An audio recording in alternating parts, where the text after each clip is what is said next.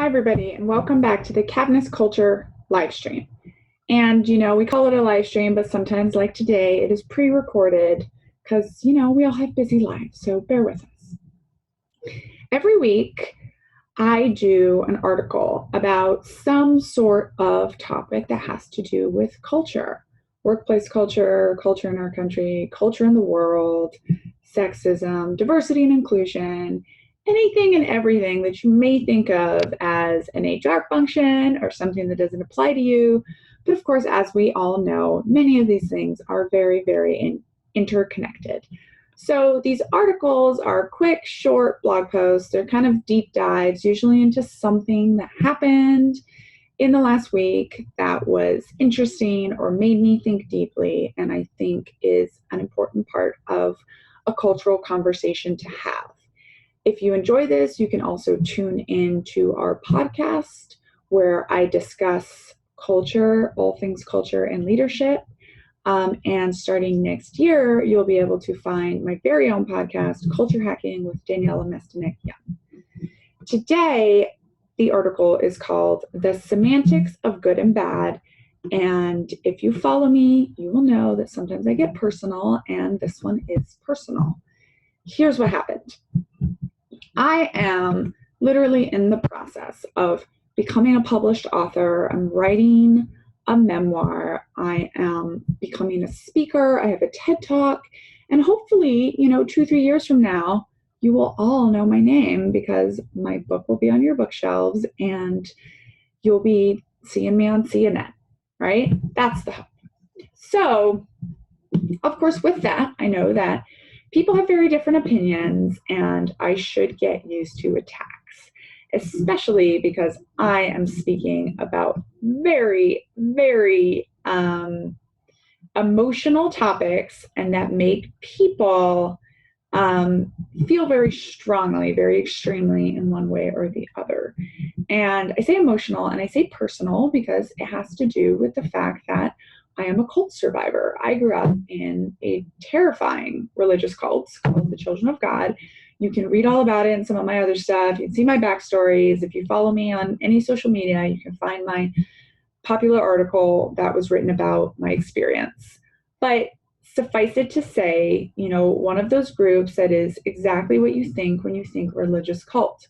Communes, kids don't go to school, horrible things happen behind the walls, and everyone believes something that most other human beings think of as completely crazy.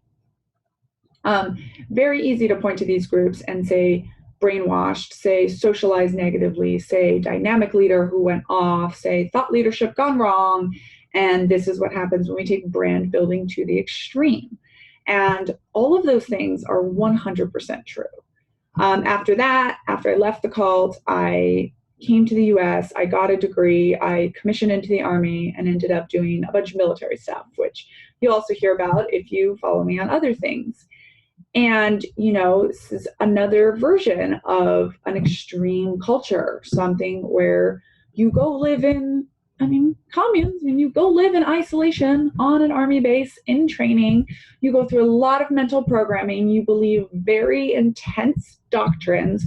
You follow dynamic leaders, and you're willing to risk your life for things. And, we, of course, honor and love American soldiers and the military. And for the most part, we see this used as a force for good.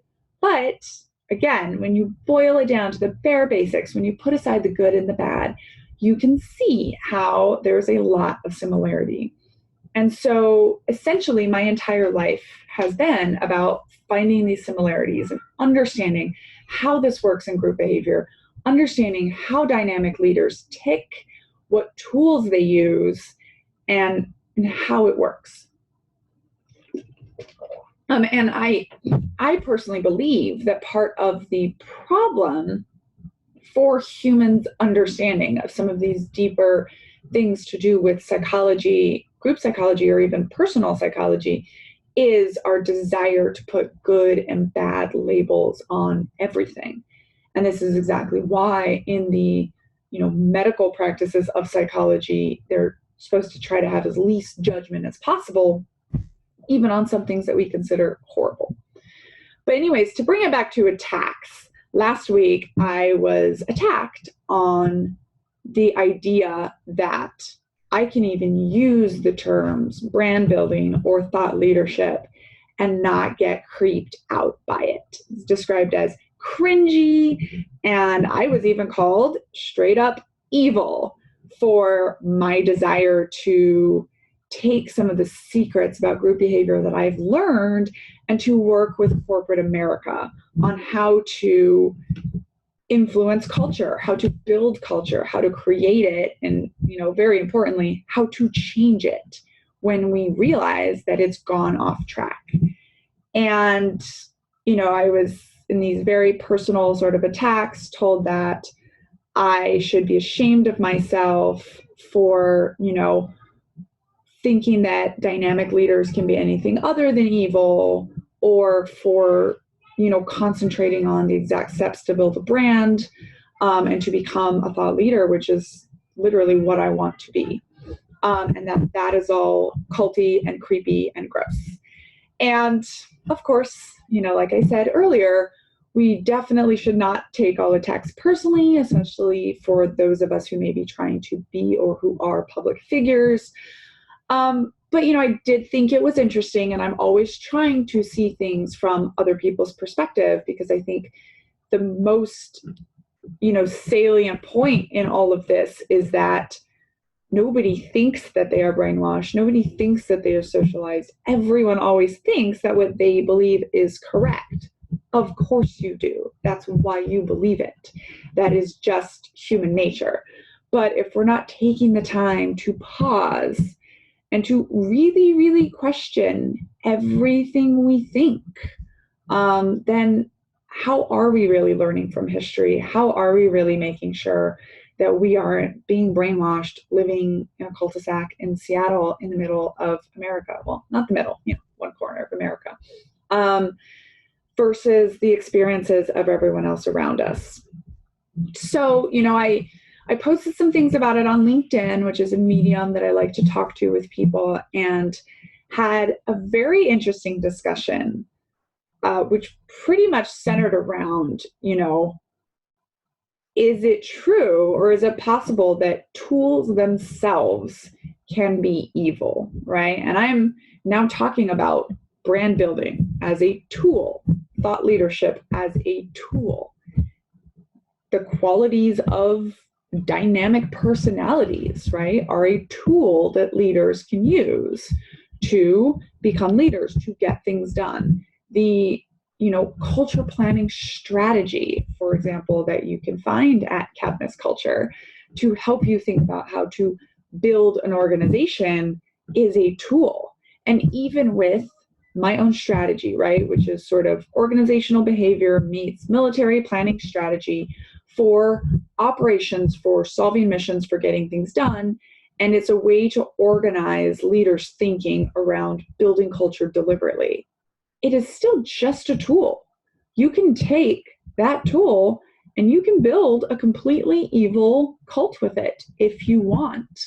You can also build, a really wonderful nonprofit that helps people, because that's kind of the whole point. This is the whole point of my thinking. This is the whole point of my cultural criticism, is that when we try to say good and bad on something, we are failing to realize that it is just a tool. It is just an experience, and the world is not black and white. For me in my life, it wasn't until I stopped looking at my two experiences as cult was evil, army was really good, that I could actually start really kind of digging into what were those experiences? How did those happen? Why do I feel these ways? How can I,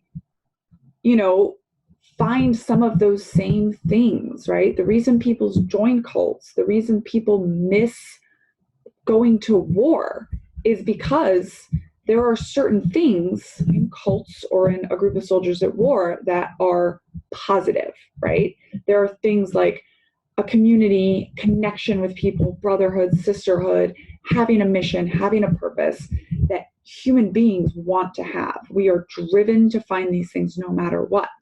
And if you can put aside literally everything that is cringy about a cult or about fighting and war, you can start to dig in and you can start to understand really what is the actual tool in those things, or what is the actual drive that drives human beings to join these groups or to do these things.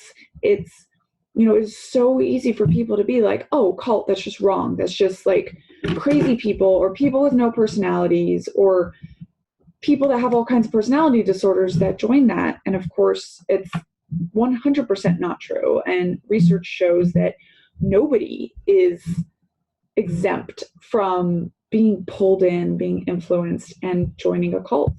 And there are plenty of organizations in our culture that are very, very cult-like. I mean, the term drink the Kool-Aid is literally used by people in business that want to build a dynamic and inspiring and engaging organization for their employees.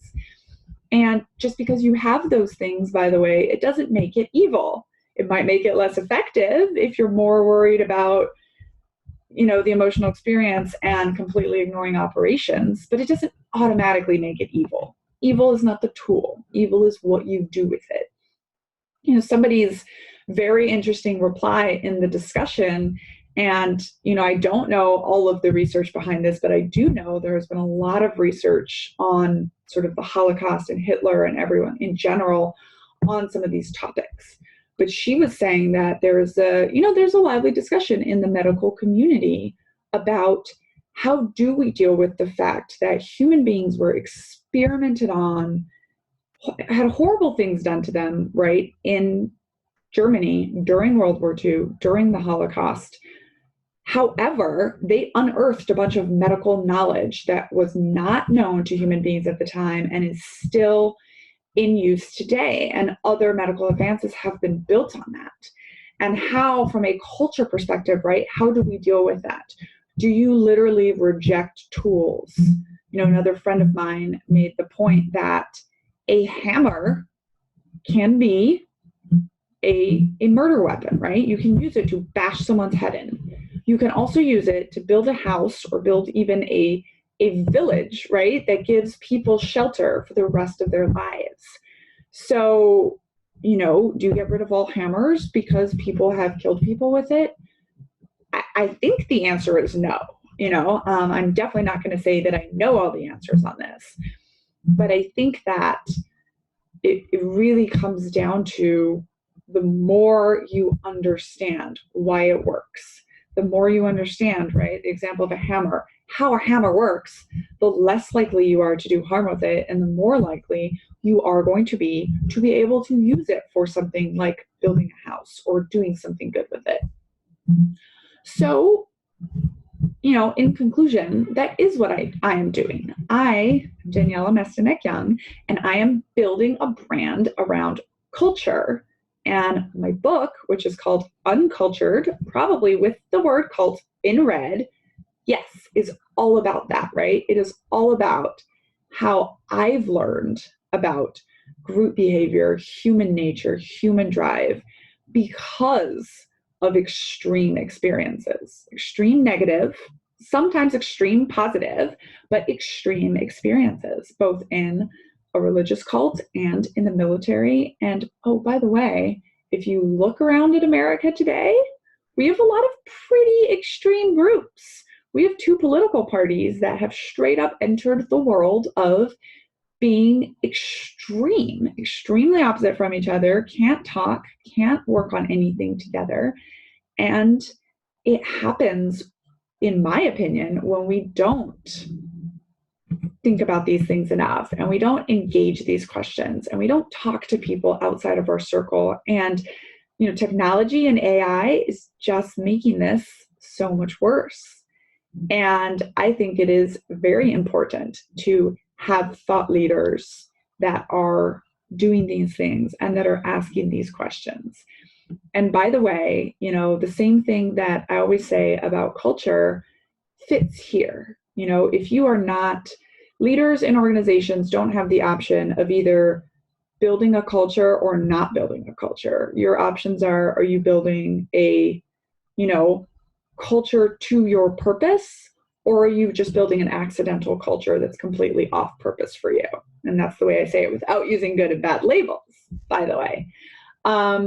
This is the same thing, right? By not studying dynamic leaders and by strong, intelligent, questioning people, not making it a point to become dynamic leaders themselves and to build brands themselves and to influence group thought themselves, we're not going to have dynamic leaders. We're not going to have group thought.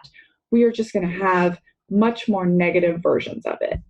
And so today, I don't have my normal list of 3 to 5 things that you can do.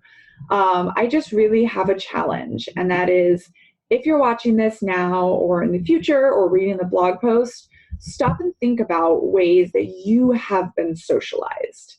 How have you literally been brainwashed? Here's a tip. If you grew up in America and you think that democracy and capitalism are the best ways for society to run, and you've never considered that any other place might have another option that might make sense, that's socialization, right? That is human nature. We all are a product of where we came from. We all only know what we've been exposed to.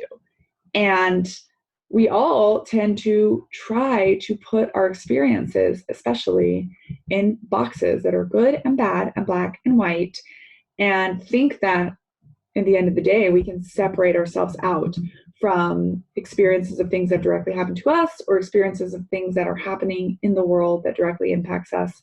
And of course, as much research will show, that is completely impossible. And we're all brainwashed. We're all a product of socialization. So start thinking about some things, take an opportunity today, whatever it is, something that you've never thought about from the opposite perspective, and just think to yourself, what if this wasn't true?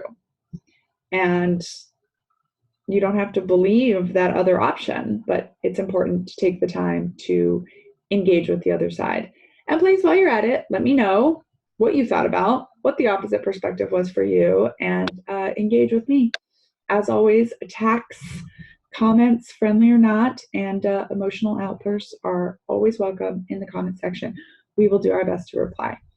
That's all for today. I am Daniella Mestenig-Young, TEDx speaker, soon to be big book-selling author, and culture consultant with Cavness Culture. Cavness HR and Cavness Culture is a company that is the future of HR. It is the new HR, the new thinking, cutting edge, human resources, culture, leadership development, remote work, virtual work, how to do everything in a different way, keep up with the technology around you, and still motivate and engage your people. So if you are interested in learning how to build a culture strategy for your organization, please shoot me an email today at Daniella@cavnesshr.com. Thanks, and remember to be great every day.